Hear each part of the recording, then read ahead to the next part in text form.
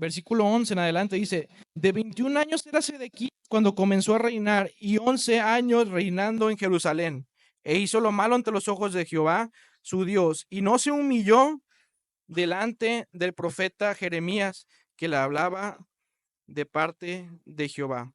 Se rebeló a sí mismo contra Nabucodonosor, al cual había jurado por Dios, y endureció su cerviz y obstinó su corazón para no volverse a Jehová, el Dios de Israel. Hermanos, no solamente los inconversos que no creen en Dios, no solamente ellos endurecen su corazón, sino también como nosotros como cristianos, en muchas iglesias que se dicen ser cristianos, pero no dan ningún fruto o no le demuestran. Al principio eran unos bebés espirituales, eran unos niños espirituales, se gozaban de estar en la iglesia, les gustaba venir, empezaron a leer la Biblia, empezaron a estudiar la Biblia y el conocimiento envaneció su cabeza y lamentablemente hoy en día endurecen su corazón y ya no quieren aprender cosas nuevas y ya no quieren seguir buscando de la palabra de Dios, sino que se esconden en libros, en personajes, en autores y dejan de buscar a Dios y pierden el amor por Dios y por sus hermanos. Quieren estar al frente, quieren predicar, quieren llamar la atención, quieren ser protagonistas,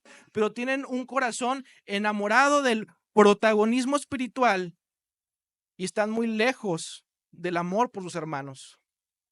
El reino de Dios, el servir, el liderazgo, no va nada más con saber, con hablar bonito, porque muchas de esas cosas envanecen nuestro corazón, el orgullo, y hace que nos alejemos del amor de Dios a los hermanos.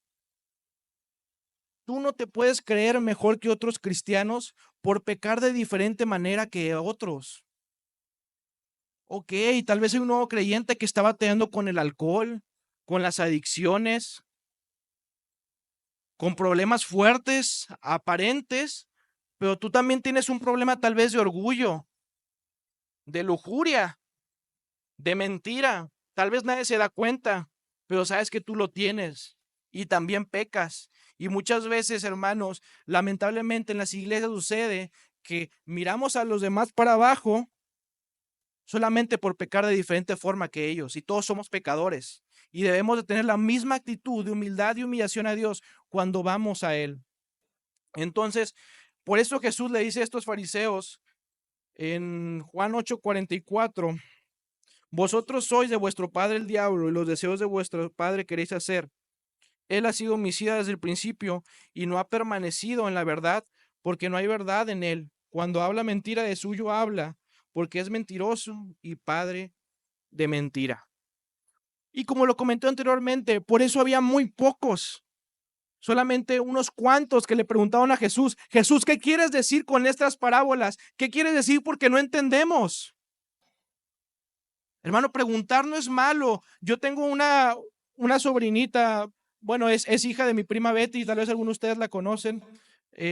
No, es hija de mi prima Yaret, se llama Yanel, y ella en Navidad me decía que no le gustaba preguntar porque su amiguita Natalia le dijo que era malo. Y ella es una niña que le gusta preguntar, ¿y por qué esto es blanco? ¿Y por qué esto es negro? ¿Y por qué esto así? ¿Por qué esto allá? Porque son niños. Y por eso la palabra de Dios dice que debemos de ser como niños. Los discípulos tenían un corazón de aprendizaje, querían aprender, querían absorber todo de su maestro. Querían aprender de las parábolas. Jesús, ¿por qué?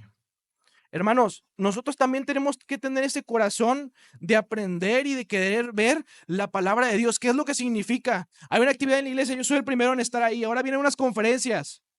Hasta donde yo sé, no están todos inscritos y a veces debemos estar ahí para aprender lo que Dios nos quiere decir y continuar aprendiendo y aprendiendo, aprendiendo, pero a lo mejor nada más son unos cuantos. ¿Por qué? Porque es muy caro, porque no me gusta, porque tengo otras cosas más importantes que hacer y no queremos escuchar atentamente y estar a los pies de Cristo. Jesús, ¿qué es esto? Hay cosas incluso en la Biblia que nosotros no entendemos. Buscamos qué significan las palabras que no entendemos, buscamos el contexto de lo que la palabra de Dios nos dice, o simplemente leemos la Biblia, o simplemente escuchamos a predicar al hermano, ay, ¿cuándo se va a callar este que ni siquiera le entiendo porque está hablando mexicano? Hermanos, de verdad, nosotros debemos de tener la humildad y el corazón de cualquier persona que te hable de la palabra de Dios o de cualquier persona que hable la palabra de Dios, poder prestar atención a lo que Jesús, a lo que Dios nos quiere decir. Porque muchas veces escuchamos, o más bien oímos, como dicen en México también, te entra por un oído y te sale por el otro. Vamos a Lucas, ya vimos lo que se refería a Jesús y lo que trataba de decir a esos cristianos, a esos oyentes, que su corazón es como una tierra como una semilla que se siembra en un camino que es imposible que pueda dar fruto. Ahora habla de la semilla sobre la tierra. Lucas capítulo 8, versículo 13. Los de sobre la piedra son los que, habiendo oído, reciben la palabra con gozo, pero estos no tienen raíces, crecen por algún tiempo y en el tiempo de la prueba se apartan. Como esa tierra que puede crecer tal vez un poco, pero debajo hay una superficie de piedra y no puede dar fruto. ¿Por qué? Porque está la piedra debajo, es imposible que pueda dar fruto. Hermanos, cuando nos convertimos, tuvimos ese primer amor con Dios.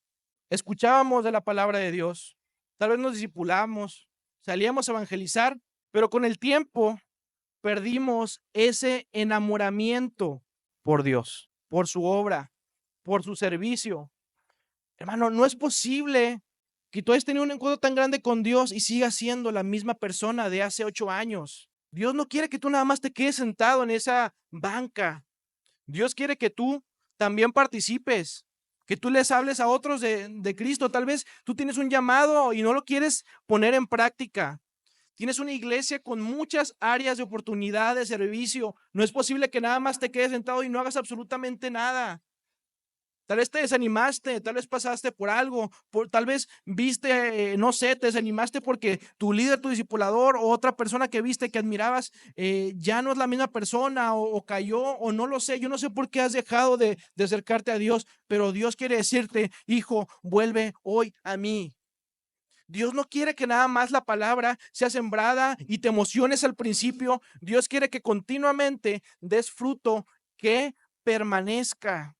Dios quiere que tu fruto, que tu fe permanezca, que sea constante. Pero a veces vienen las pruebas a nuestra vida y tambaleamos.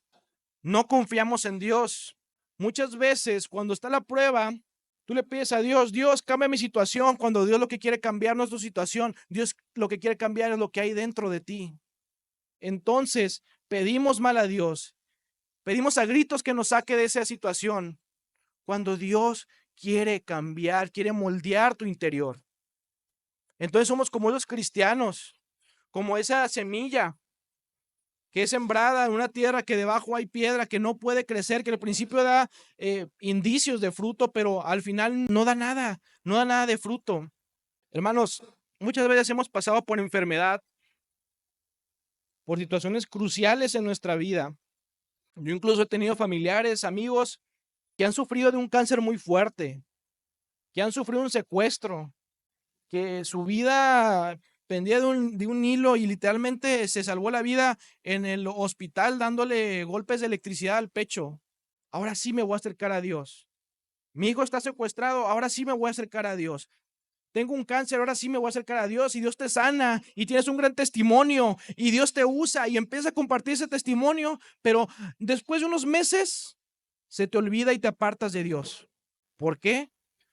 Porque la semilla no fue sembrada en un terreno fértil. ¿Cómo es posible que cada vez que le hagamos una promesa a Dios se nos olvide? Ahora va a empezar enero, uno de mis propósitos, ¿cuál va a ser? No, ¿cuántos nos pusimos como propósito pasar tiempo con Dios en este 2025? Pasar más tiempo con Dios, unirnos a un ministerio, participar más en la iglesia, dar para misiones, ofrendar más, servir más. Pero año con año se queda simplemente en una promesa. Promesas vacías que le hacemos muchas veces a Dios. Y te voy a decir algo, hermano. Muchas veces no valoramos lo que nosotros tenemos. Por eso yo les dije al principio, valoren su iglesia, valoren lo que tienen. Yo estoy seguro que si les pregunto a ustedes que si darían su vida por el Señor, muchos me dirían que sí. pero la verdad es que nuestras acciones a veces demuestran lo contrario. No estamos dispuestos a sufrir por causa del evangelio, por eso nuestro fruto no permanece. Hermanos, ¿sabían que hay partes del mundo donde todavía están persiguiendo y matando cristianos? Quemándolos. Eso no se quedó en el primer siglo, eso no pasó nada más después de que Jesucristo murió, la persecución cuando la Biblia se estaba escribiendo. Hoy en día todavía hay persecución. Un- una comunidad en México donde muchos conocen también al pastor Benjamín, que es mi papá. Fuimos a esa comunidad donde en Pachuca, en Hidalgo, allá en México, era una comunidad donde empezó el evangelio. Estos hermanos empezaron a escribir la Biblia en ese dialecto donde no se hablaba.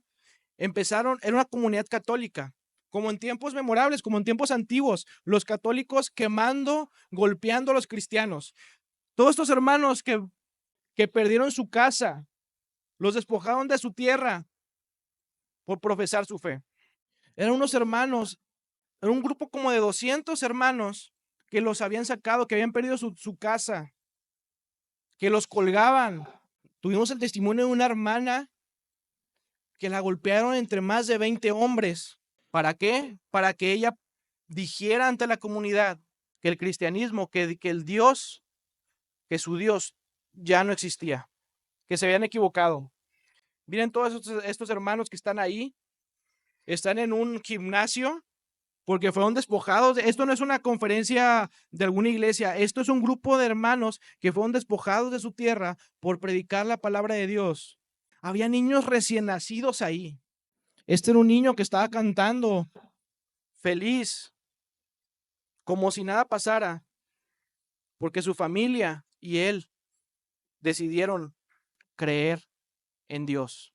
Hoy en día sigue pasando y muchas veces nosotros no queremos ir a la iglesia porque está lloviendo. No queremos ir a una conferencia porque está muy caro. Dígale eso a estos hermanos, a estos niños que dejaron todo por servir a Dios, por profesar su fe en Dios. Hermanos, el simple hecho de que usted esté de pie hoy ya es un milagro. Muchas veces queremos que Dios haga en nuestra vida milagros asombrosos, que no se nos aparezca el arcángel o el ángel Gabriel y nos diga, tú tienes que hacer esto, tú tienes que hacer lo otro. Tenemos la palabra de Dios que es suficiente. Despertamos cada día y no lo valoramos. Y muchas veces somos como esos cristianos que simplemente al principio se emocionan, pero se quedan ahí. Dios quiere que tu vida esté en un siguiente nivel. Dios nos manda la gran comisión, y de hecho esta palabra también habla sobre la gran comisión. Estamos predicando, evangelizando, estamos sembrando la semilla. Y hermanos, yo sé que es difícil. Yo sé que es difícil hablar de la palabra de Dios y el evangelio en estos tiempos, porque yo pienso que la República Dominicana, es más, estoy seguro que la República Dominicana ha sido sembrada la semilla. Somos un país que la palabra de Dios, que la Biblia está en el centro. La única bandera del mundo que tiene una Biblia es la de República Dominicana. Es un país donde la palabra de Dios es conocida, lamentablemente en su mayoría por católicos, pero ellos saben de ese Dios. Y a mí me gusta mucho salir a evangelizar aquí porque los hermanos siempre me dicen, sí, yo voy, los invito, mire, acompáñense aquí a la iglesia, los evangelizo. Todos me dicen que sí, pero al momento de que es el domingo, no aparece. Lamentablemente, conocemos de la palabra de Dios, no solamente como iglesia, como sociedad, y no vivimos conforme a un árbol que dé fruto. Dios quiere de nosotros que demos fruto. ¿Y qué es dar fruto? Te voy a poner un ejemplo bien sencillo. Tú puedes dar fruto evangelizando a alguien, trayéndolo a la iglesia y discipulándolo. Porque Dios no solamente nos dice que seamos discípulos, sino también que discipulemos a otros. La gran comisión no solamente termina en sembrar la semilla, sino en dar fruto. Tú estás preocupándote por discipular, por ver las necesidades de otras personas. Somos discípulos de Jesús. Somos de esas personas que quieren estar cerca de Él, que quieren escuchar de la palabra de Dios, o simplemente yo voy, me siento, es más, hasta doy mi ofrenda y hasta ahí. Hermano, Dios espera mucho más de ti. Vamos al tercer escenario, que es la semilla entre espinos, Lucas 8:14. la que cayó entre espinos, estos son los que oyen, pero oyéndose son ahogados por los afanes y las riquezas y los placeres de la vida y no llevan fruto. Muchas veces venimos a la iglesia por moda, por estatus, por costumbre. Escuchamos la palabra de Dios, sabemos de ella, pero para dar ese siguiente paso, el costo del discipulado me implica poner a Dios en primer lugar y dejar mis necesidades en segundo lugar, mi dinero en segundo lugar, mi casa en segundo lugar, mi todo. Yo quiero que pienses en eso tal vez que te importa más, en eso que tú valoras más, que es tu familia, tu casa, tu perro. Nada de eso es más importante que Dios. Y muchas veces nosotros ponemos como prioridad nuestras necesidades egoístamente en vez de hacer lo que Dios quiere en nuestras vidas. Hermano, Jesús no te va a dar un curso o no dio ningún curso de cómo generar $10,000 al mes. Él habló sobre el amor y el servicio a los hermanos. Muchas veces nosotros buscamos la riqueza terrenal. Vemos un ejemplo en la Biblia, Lucas 16, ahí mismo en Lucas 16, versículo 13. Ningún siervo puede servir a dos señores, porque aborrecerá al uno y amará al otro, o estimará al uno y menospreciará al otro. No podéis servir al Dios y a las riquezas. Hermano, no es que Jesús esté peleado con que tú tengas dinero o las riquezas, sino el amor al dinero, la codicia es el problema. Hay gente que lamentablemente en el mundo, por dinero, por herencias, se destruyen familias. Las causas de divorcios, más del 80% de los divorcios a nivel mundial es por falta de administración de dinero, porque muchas veces nosotros como hombres hay una crisis de liderazgo y no podemos, somos avariciosos o no sabemos controlar nuestro dinero y por eso hay muchos problemas hoy en día que no voy a profundizar mucho en el tema como me gustaría, pero ese afán por querer generar más nos aleja a veces de Dios. Puede ser el protagonismo, puede ser la fama, puede ser lo que tú quieras, pero hay muchas cosas que ponemos por encima de Dios. Jesús lo compara con los espinos, con esa mala hierba que a veces, si la semilla se trata de sembrar y nunca va a dar fruto. ¿Por qué? Porque hagas lo que hagas, siempre vas a tener en primer lugar otras prioridades.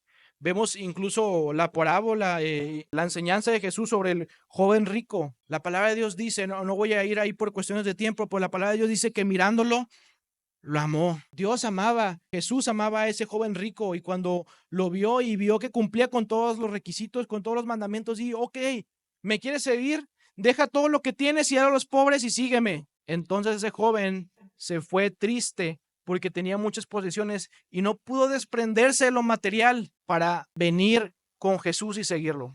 Hermanos, ¿ustedes creen que de verdad que las riquezas terrenales son mejores que las riquezas espirituales? Hermano, muchas veces nosotros buscamos las riquezas terrenales viendo que no son nada comparadas a las riquezas celestiales. No es posible que nosotros prefiramos tener un carro, tener una casa, ahorrarnos dinero para no darnos a la ofrenda cuando el reino de Dios es mucho más importante. Hermano, ¿cuánto le gusta que vive aquí? ¿80, 100 años, 120? Pero en la eternidad vamos a estar reinando con Dios para siempre y no queremos darle nuestra vida aquí a Dios. Sabiendo eso, ¿cómo es posible que nosotros sabiendo que vamos a pasar una eternidad con Dios, no le dediquemos ni 5 minutos al día a Dios y seamos tan egoístas que no queremos ofrendar, no diezmamos, criticamos todo lo que nos pasa por encima y no atendemos y no nos preocupamos porque esa palabra de Dios se siembre en un terreno fértil en mi corazón para poderle dar fruto a Dios? Hermanos, Dios merece fruto, Dios merece que nosotros evangelicemos, que discipulemos, sí o no. Hermano, pues hagamos lo que sea una convicción, que no solamente sea algo temporal. No puede ser que sepamos esta realidad y no la podamos vivir. Porque creemos en Dios, pero no le creemos a Dios, no le creemos lo que Él dice. Vamos a Mateo 13, 44. Habla sobre un tesoro escondido. Además, el reino de los cielos es semejante a un tesoro escondido en un campo, el cual un hombre halla y lo esconde de nuevo. Y gozoso va por ello y va y vende todo lo que tiene y compra aquel campo. Hermano, yo le quiero hacer una pregunta. ¿Qué pasará si usted supiera que el vecino suyo en su patio, él no sabe, pero se entera que hay un tesoro con un valor de más de 20 millones de dólares. Yo lo que hago y se está vendiendo y ya en 3 días tienes que juntar el dinero para dárselo. ¿Qué harías? ¿No venderías todo lo que tienes, tu carro, tu casa, y buscarías comprar el terreno de al lado? Pero claro, son 20 millones de dólares. Hermanos, Jesús compara algo así, el reino de Dios. El reino de Dios es algo tan y tan y tan grande, es como un tesoro que si verdaderamente supiéramos y valoráramos el valor de lo que eso tiene, dejáramos todo atrás y fuéramos detrás de eso. Pero lamentablemente no nos tomamos la realidad espiritual como una convicción en nuestras vidas. Al final, en Lucas 8:15, regresemos al capítulo 8, versículo 15, mas la que cayó en buena tierra, estos son los que con corazón bueno y recto retiren la palabra oída y dan fruto con perseverancia. Y el versículo 8 dice que la parte que cayó en esta tierra nació y llevó fruto a 100 por 1. ¿Y qué significa esto? Esto no significa que una semilla debe dar 100 semillas más, 100 frutos más, para que pueda ser un fruto, una ganancia de alto valor.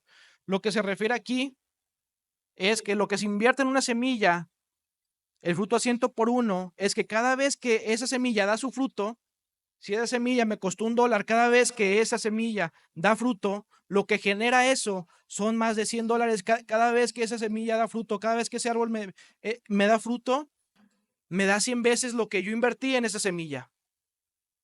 Es lo que Dios espera de nosotros.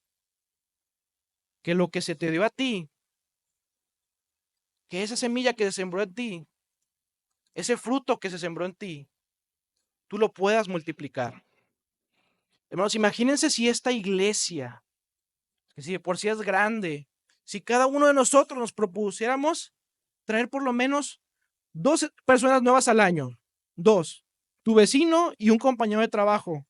Todos tenemos un vecino y todos tenemos un compañero de trabajo que no son cristianos o conocemos a alguien que no es cristiano. Imagínate si tú te propusieras en tu corazón traerlo a la iglesia, evangelizarlo, discipularlo, te aseguro que lo conseguirías. Si esta iglesia sí, imagínense 1,500 personas, en un año a 3,000, en segundo año a 6,000, a 12,000. Si cada quien hiciéramos nuestro trabajo, eso es lo que pasara.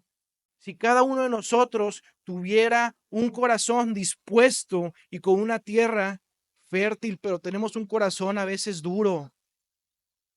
Nos preocupamos por nuestras necesidades. ¿Cómo es posible que seamos tan egoístas? Marcos 4:20 habla también de esto, de lo que Él espera de nosotros. Pero no vamos a Marcos, vamos al Salmo 51. ¿Cuál es la actitud que yo debo de tener con Dios? ¿Cómo puedo tener un corazón con una tierra fértil? Salmo 51, versículo 10. Una súplica de David a Dios. Él dice: crea en mí, oh Dios, un corazón limpio y renueva un espíritu recto de mí. David sabía que se había equivocado y sabía que Dios no rechaza un corazón contrito y humillado. Hermano, la vida de un cristiano no es color de rosa, no es fácil como muchas veces lo dicen. Y muchas veces nos equivocamos, tropezamos. Le digo algo, hermano, la perfección de la que la Biblia habla no habla de ser una persona que no peca nunca, sino que a pesar de tus pecados y tus tropiezos, sigas firme y te levantes para buscar a Dios una y otra vez. De eso se trata ser perfecto, de eso se trata sembrar una tierra fértil. Usted y yo nunca vamos a ser perfectos, todos tenemos equivocaciones, pero por eso Dios mandó a su Hijo a morir por ti. Y si es la primera vez que tú vienes y quieres que esa semilla, que es el evangelio, que es la palabra de Dios, se siembre en un terreno fértil, entrégale tu vida a Dios. Dile: Dios, yo quiero que habites en mi corazón. Y tal vez si tú ya estás aquí y ya tienes muchos años, lo que debes de hacer, y siendo honestos con nosotros mismos, porque no somos perfectos y a veces cuando la palabra de Dios nos confronta no queremos aceptar nuestra realidad, sino que estamos, esa predicación es para el hermano que está ahí no, aquí Jesús, como dicen también en México, les dio hasta para llevar a todos los que lo estaban escuchando y para nosotros también. Todos siempre tenemos algo que cambiar. Muchas veces no buscamos a Dios cada día. ¿Cómo sembraremos la palabra de Dios en un corazón con tierra fértil? Siendo como David en este salmo, haciendo esta oración todos los días. Crea en mí, oh Dios, un corazón limpio y renueva un espíritu recto dentro de mí. Vamos a orar.